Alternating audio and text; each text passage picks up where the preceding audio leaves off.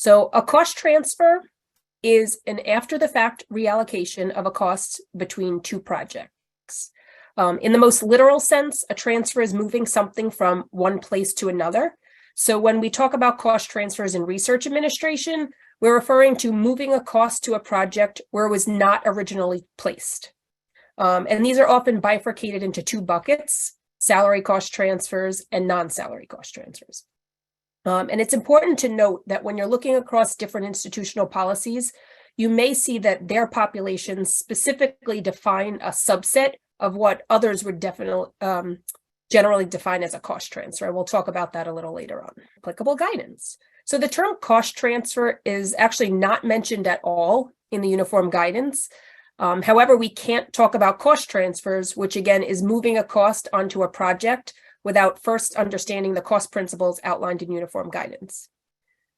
So some of the highlights from uniform guidance: all charges must be reasonable, allocable, and allowable.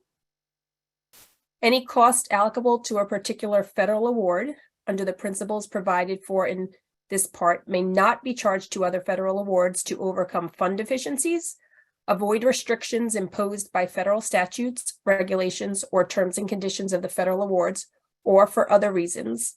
And most of you are aware, there's this big emphasis on internal controls. So reasonableness. A cost is reasonable if it does not exceed that which would be incurred by a prudent person under the circumstances prevailing at the time the decision was made to incur the cost. So if someone else were in your shoes, would they make the same decision to charge this project? You can think about is the cost necessary for the overall operations of the university or performance of the award? Are the costs incurred consistent with university policies and procedures? So really, there should be no question as to why this was charged to this project. Would you feel comfortable defending this purchase to the agency or to an auditor? There should be no question if something is reasonable. Allocable.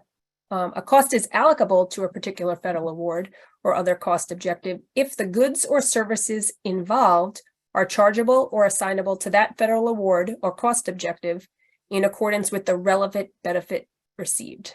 So can the university show how this costs relate to this particular award or project that we're charging?